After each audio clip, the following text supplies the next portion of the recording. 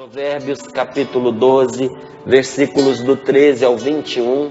Provérbios 12, do 13 ao 21. Se você pode, pegue aí na sua Bíblia, acompanhe conosco. Assim nos diz a palavra de Deus. O mal se enreda pelo pecado de seus lábios, mas o justo escapa da dificuldade. Cada um se fartará de bens segundo as suas palavras, e em proporção ao seu trabalho receberá recompensa. O proceder do insensato é reto aos seus olhos, mas quem é sábio atende aos conselhos. O tolo demonstra logo a sua raiva, enquanto o esperto dissimula a ofensa. Quem profere a verdade manifesta a justiça. A testemunha mentirosa sustenta a falsidade. Falastrão, falando, dá golpe de espada, mas a língua dos sábios produz a cura. A língua dos sábios produz a cura. Quem diz a verdade permanece para sempre. A língua mentirosa não vai longe. É falso o coração dos que tramam o mal. Aos que promovem a paz, porém, acompanha-os a alegria. Nenhuma desgraça sobrevirá ao justo, mas os ímpios serão repletos de males. Palavra do Senhor. Graças a Deus. Graças a Deus. O mal se enreda pelo pecado de seus lábios. Dizer de uma forma mais corriqueira, mais comum, o peixe morre pela boca. Aquilo que a gente fala, gente, muitas vezes se torna enredar aqui, é de cair na rede. Quando os gladiadores lutavam ali nos pátios, nos estádios, eles tinham várias armas: lanças, espadas, escudos. Mas uma das armas que os gladiadores usavam era a rede. Porque quando eles jogavam a rede sobre o seu adversário, ele não tinha mais como se movimentar. Às vezes, jogavam a rede nas pernas e a pessoa caía. E a pessoa ficava ali enredada, presa na rede. Por vezes nós sentimos que estamos desse jeito, amarrados, presos. A gente não tem liberdade para se movimentar, nem para lutar. Parece que os nossos golpes não têm impacto nenhum na vida.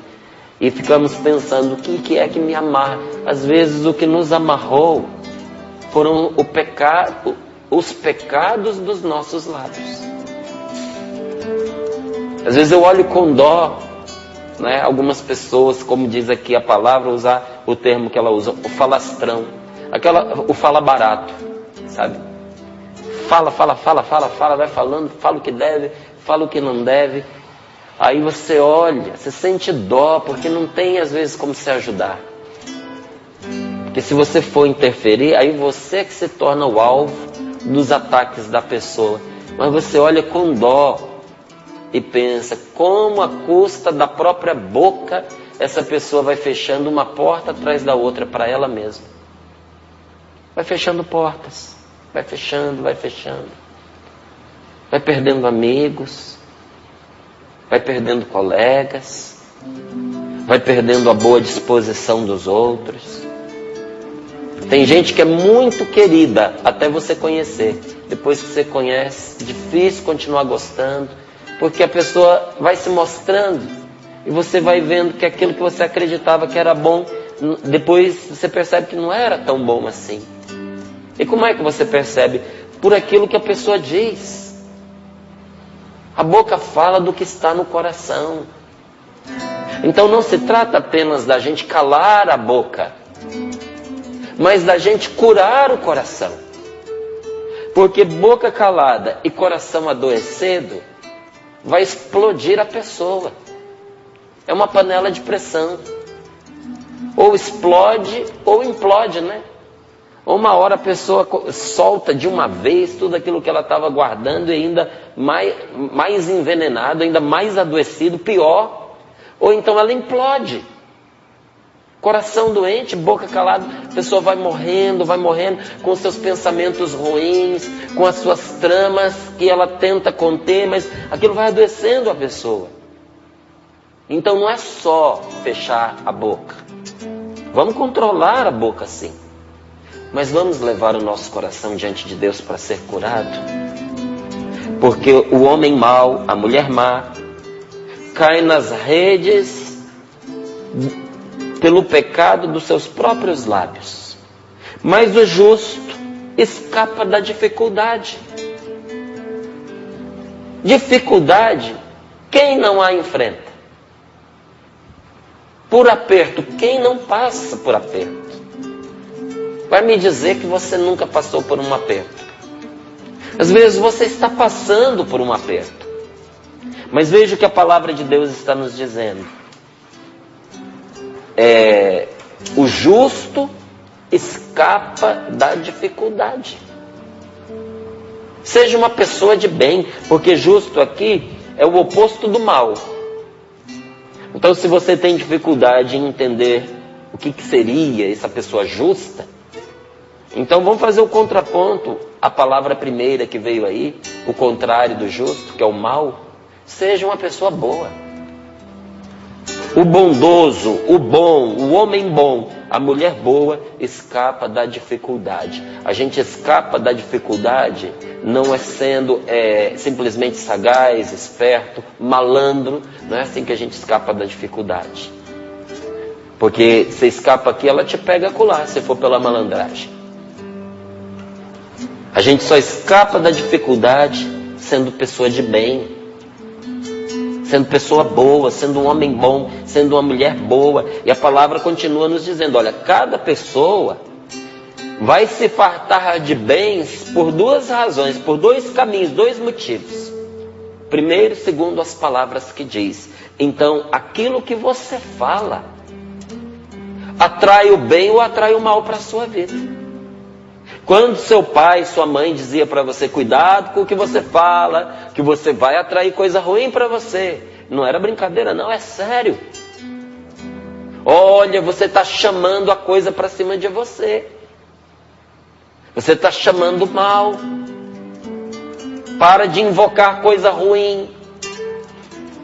Se você não ouviu esse tipo de conselho, quer dizer que você é jovem demais. Porque quem é pelo menos um pouquinho mais andado aí na vida já ouviu da boca da avó, do avô, do pai, da mãe esse conselho. Cuidado com o que você diz. Cuidado com o que você está chamando para cima de você. Para de chamar certas palavras. Para de dizer certas coisas. Você está invocando o mal sobre você. Verdade ou não é verdade que você já ouviu esse conselho da boca do seu pai, da boca da sua mãe, da boca do seu avô, da sua avó? Talvez os mais discretos tenham dito para você, não fala isso não. Porque cada um vai se fartar segundo as suas palavras. Aquilo que a gente vai dizendo vai transbordando de nós, transborda da gente. É uma fartura.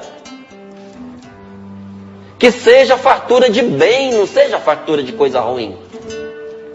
Não é? Não é qualquer tipo de fartura que nós queremos sobre a nossa vida. Eu não quero de sobra o que não presta. Não, nós queremos o bem. Cada um se fartará de bens, segundo as suas palavras, mas não só palavras. Veja, as palavras não estão dispensadas. Segundo as suas palavras e em proporção ao seu trabalho. Tem que unir as duas coisas. O que você diz com o que você faz. E isso vai produzir a recompensa que você merecerá. O proceder do insensato é reto aos seus olhos. A pessoa que não tem juízo faz o mal e ainda acha que é certo. Achar ruim ser corrigido. Mas quem é sábio atende aos conselhos. Dos últimos 3, 4 dias para cá, tinha algumas coisas que eu precisava fazer, algumas decisões que eu precisava tomar. E eu disse, eu não vou dar um passo sem eu escutar um irmão meu aqui de comunidade e um grande amigo, que é bastante sensato. Falei, vou delinear para ele os passos que eu desejo dar. Vou contar ao meu amigo, esse homem de Deus, esse homem sábio, e perguntar o que ele acha. E vou ouvir o seu conselho. Gente, como foi bom para mim. Às vezes a gente precisa desmantelar os nossos próprios planos em vista de um conselho bom que a gente recebeu. Melhor voltar atrás no erro do que insistir no bendito. É prova de inteligência, percebendo-se errado, quebrar o orgulho e voltar atrás, retroceder. É estupidez a gente insistir no erro só para levar adiante os projetos que nós fizemos. Então ali ouvindo, como é bom a gente ter a quem consultar, como é bom a gente atender os conselhos e como faz bem para nós. E olha, dar tempo ao tempo para que as coisas aconteçam da melhor forma possível. E a palavra nos confirma isso quando diz, o tolo tem pressa de demonstrar a sua raiva. O tolo demonstra logo a sua raiva, enquanto o esperto dissimula a ofensa. Como assim o esperto dissimula a ofensa? Ignora o insulto. Se você é esperto, ignore que você foi insultado. Passe por cima do insulto. Faça de conta que você não viu. Porque é o tolo que parte para a briga. É o tolo que parte para a pancada. É o tolo que parte para a queda de braço. Que se mostra logo enfurecido. Quem é esperto faz o quê? Ignora. Ignora a ofensa, ignora. A pessoa te ofendeu, deixa para lá. Não faça conta, não perca tempo com isso, porque a vida tem coisas melhores para a gente viver. Eu não estou dizendo aqui para a gente fechar os olhos para o mal que pode crescer. Porque o mal a gente tem que matar na raiz. Mas eu estou falando da gente não lidar com o mal pelas armas do mal. E a gente esvazia o mal muitas vezes ignorando ele. Deixa para lá. A ofensa contra mim, para ela não crescer, eu ignoro. Mas não é a gente lavar as mãos quanto ao que acontece de errado. Depois, com a cabeça fria, coração tranquilo, a gente vai lá para resolver o problema. Quem profere a verdade manifesta a justiça. A testemunha mentirosa sustenta a falsidade. Falastrão falando dá golpe de espada. Gente, quantas pessoas nós vamos ferindo com os golpes da nossa língua, com as palavras da nossa boca? Se nós somos pessoas de Deus, inspiradas pelo Espírito Santo, é essa segunda linha do versículo 18 que tem que se aplicar a nós. A língua dos sábios produz a cura. Pede a Deus essa graça nesta manhã. De que a sua boca, de que seus lábios sejam fonte de cura para as pessoas que cruzarem a sua estrada hoje. Curar o coração por meio de palavras. Porque como é que chegamos ao coração das pessoas? Por meio de palavras. Vai enfiar a mão pela garganta da pessoa, pegar o coração dela lá dentro? Você não vai.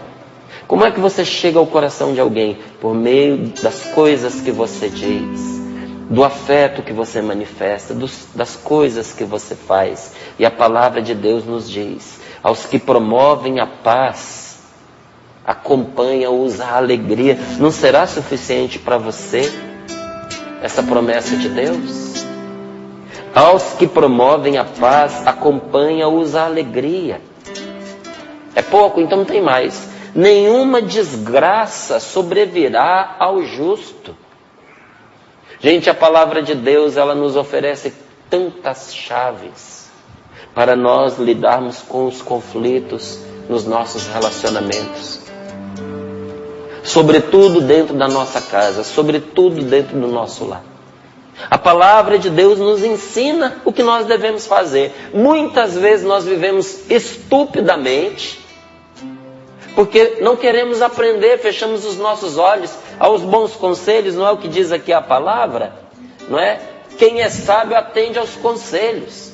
O que é a palavra de Deus, senão um mapa de como viver bem? Conselhos para a nossa vida. E olha, em inúmeras passagens a palavra de Deus vai nos ensinando que em vez de brigar, o melhor é negociar. Que é uma chave para você lidar com o conflito no seu relacionamento. Em vez de você brigar, negocia com a pessoa. Ela ganha e você ganha. Porque quando nós, por orgulho, nos objetivamos em fazer o outro perder, o outro perde a gente também. O que adianta você ganhar do seu filho se isso produzir uma perda? Louvado seja Deus, nós tivemos agora há pouco um testemunho de Deus agindo numa família que por causa de uma briga tinha sofrido uma perda. Filho de 17 anos foi embora de casa. Talvez você olhe e pense assim, mas 17 anos ele ia voltar. Engano seu, quantos jovens foram embora e nunca mais voltaram? Por que não negociar? Porque às vezes você ganha. A que preço?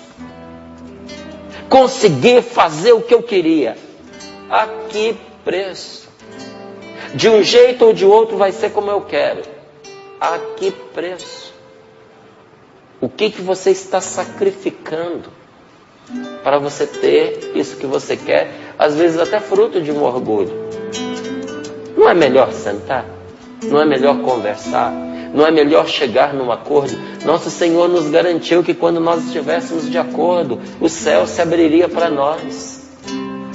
Se você, minha querida, entrar em acordo com seu marido, o céu vai se abrir sobre a casa de vocês. Meu irmão, se você e a sua esposa entrarem em acordo, vocês vão ver milagres acontecer na vida do filho de vocês, da filha de vocês. E isso não é só dos pais para os filhos, é também dos filhos para os pais.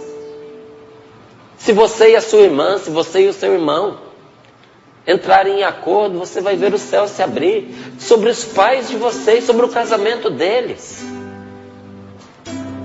Então aprender a negociar, sabe, curando o nosso coração. Por que curando o nosso coração? Que eu falava não só palavras, mas um coração curado. Porque um coração não curado quer a perda do outro.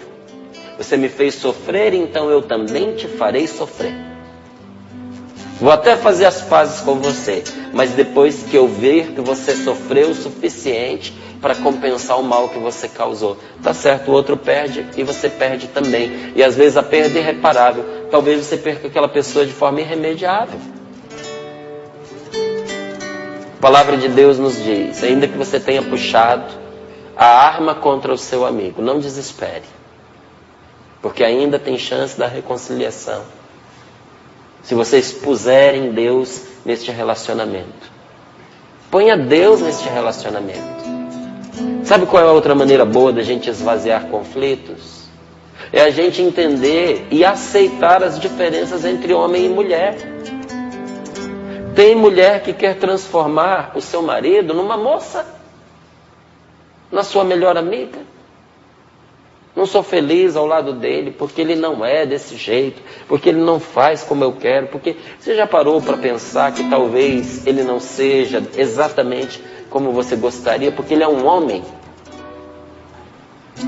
Aceite que o homem tem seus limites. Como homem nós temos limites, gente.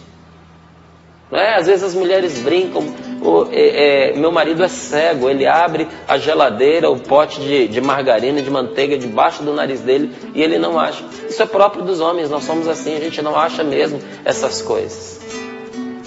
Abre a gaveta de meias, não consegue enxergar a meia. É humilhante para nós muitas vezes. Quantas vezes eu chamo minha esposa, eu falo, meu amor, cadê o negócio? Ela vai na minha frente, pega e entrega na minha mão. Humilhante. Eu aprendi a me divertir com eles. Isso é próprio de nós que somos homens. Então, tem exceções, para tudo na vida tem exceções.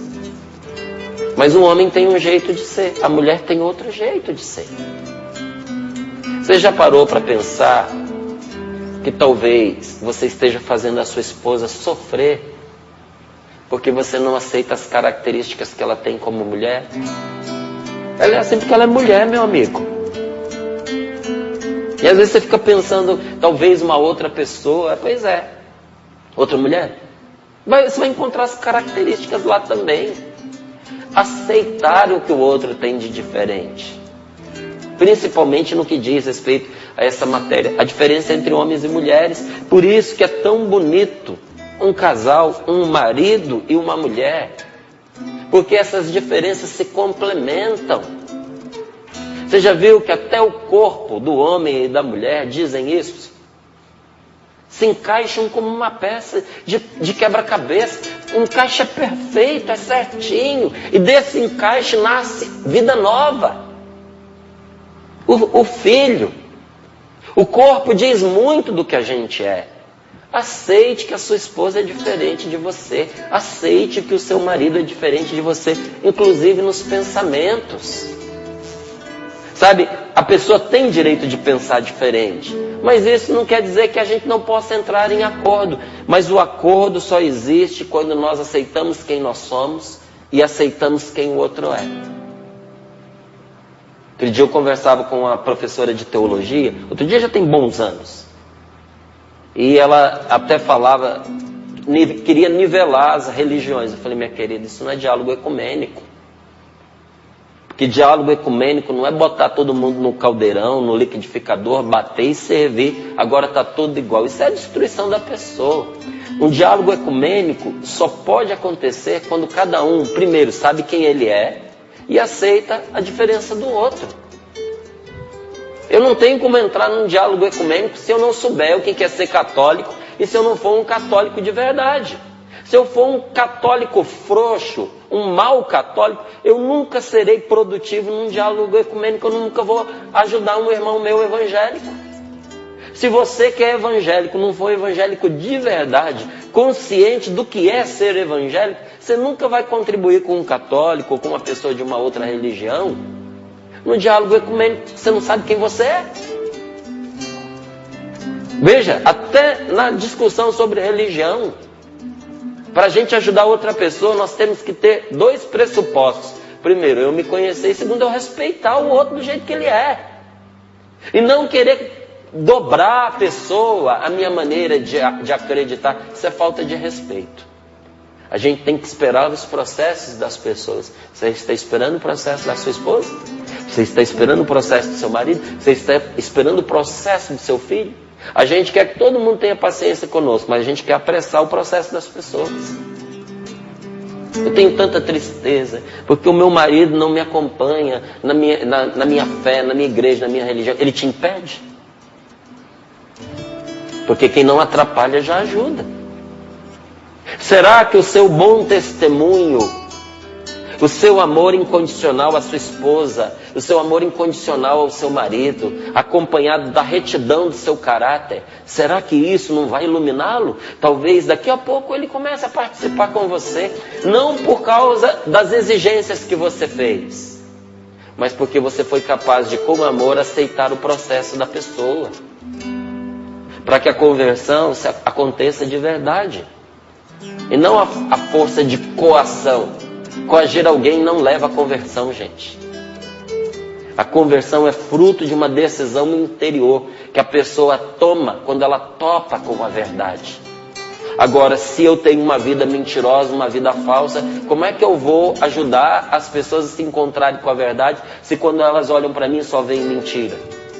Espere pelo outro. Viva bem a sua vida. Espere pelo processo do outro. nas muitas situações que acontecem dentro de casa, principalmente nesse tempo de pandemia, que obrigou tantas pessoas a uma convivência que antes elas não tinham. Muitos começaram a topar com as fraquezas, com as deficiências uns dos outros e com problemas que vinham ignorando, não é? Então veja, tem problema? Diz para mim aqui, adianta achar culpado? Não seria melhor gastar as energias na solução do problema?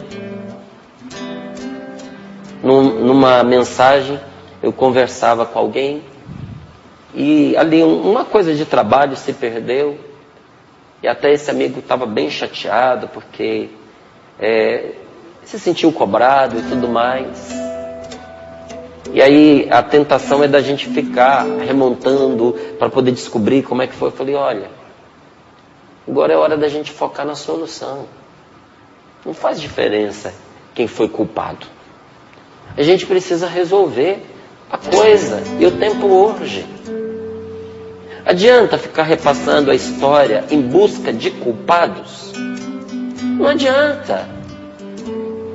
A culpa de quem nessa traição? A culpa foi sua porque é sem vergonha? A culpa foi sua porque você criou situações para isso? Foi a sua indiferença? Foi a sua falta de amor? Foi a sua falta de zelo? Foi a sua falta de comprometimento, de abertura à nossa vida sexual? Você não cultivava mais? Adianta esse lixo de conversa cravejado de acusações? Não adianta. Agora é hora da solução. E começa com o perdão. Nós nos perdoamos. Vamos para diante. Vamos reconstruir a nossa história.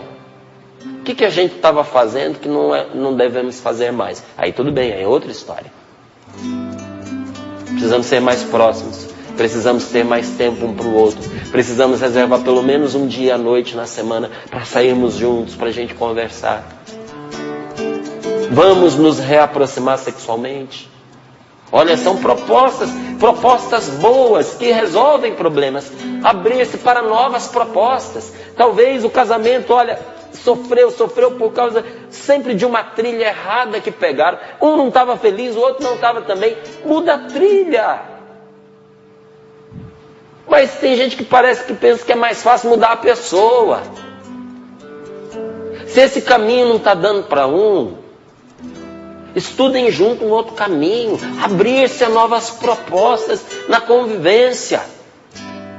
E talvez para isso seja preciso sim tocar na questão das falhas. Sim, mas não nas do outro. Nas suas, nas minhas, pessoalmente. Porque para a gente fazer uma nova proposta, ela tem que ser baseada na realidade. Mas não da acusação do outro. Do reconhecimento das próprias falhas. Quando eu digo eu falhei com você, eu dou a outra pessoa a oportunidade de se desarmar e de reconhecer também ela que ela falhou. Será que não vai ser ruim eu reconhecer a própria falha? A pessoa vai ficar me espizinhando? Se tudo for feito num clima de respeito, de diálogo, gente, é uma nova história que vai se abrir. Uma nova história. E tem ali algumas regrinhas para a gente fazer isso. Para a gente viver bem, isso não é só marido e mulher, com qualquer um. Nós precisamos respeitar certas regras. Por exemplo, de jeito nenhum faltar com respeito.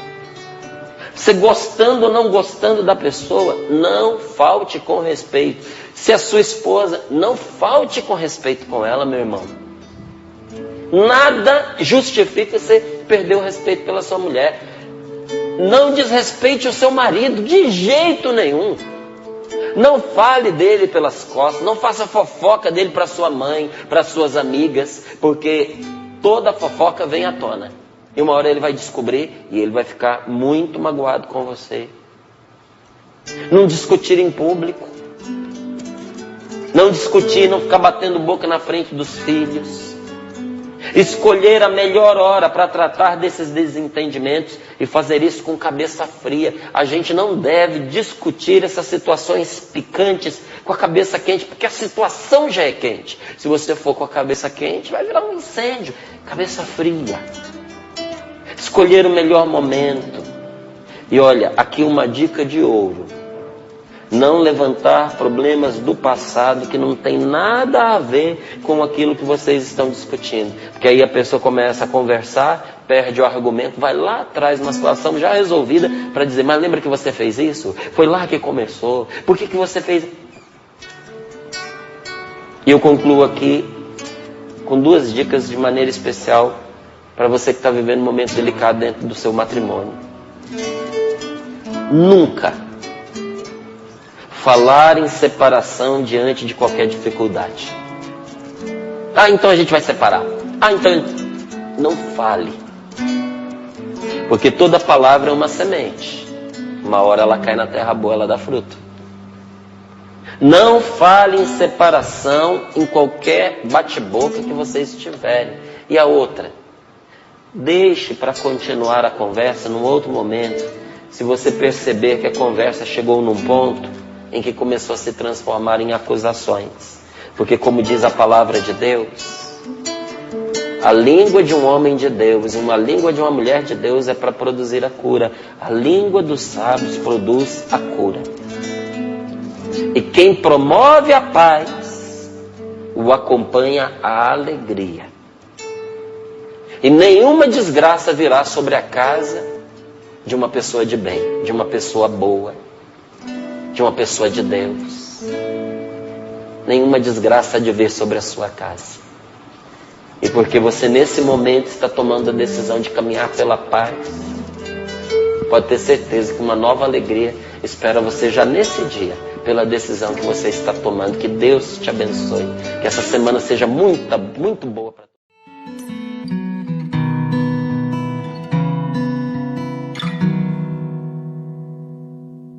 Há um céu que começa em cada um de nós.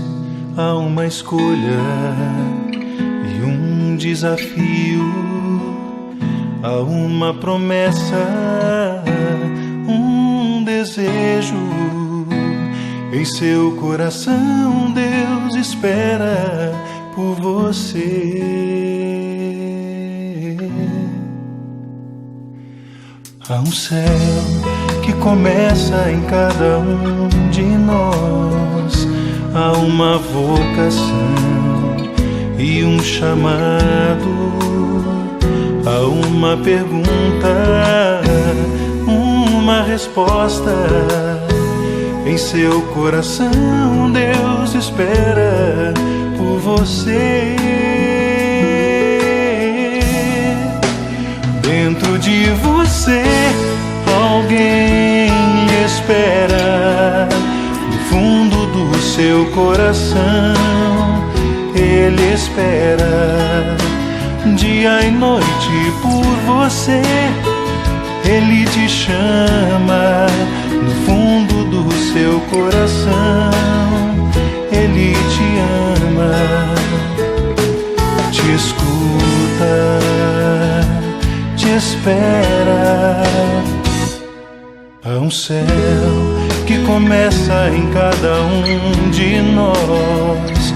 Há uma vocação e um chamado.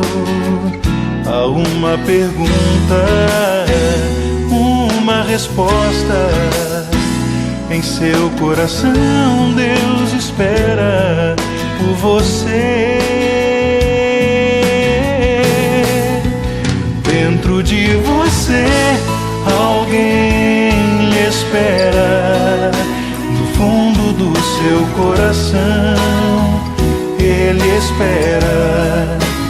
Dia e noite por você Ele te chama.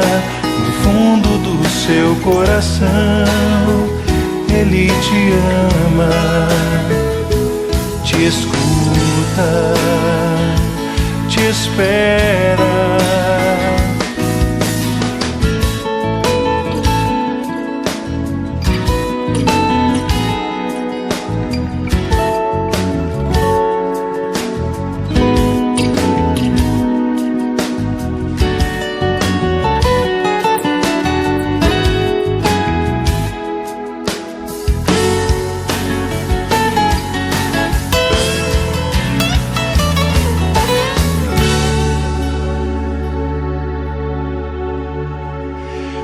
Dentro de você alguém lhe espera.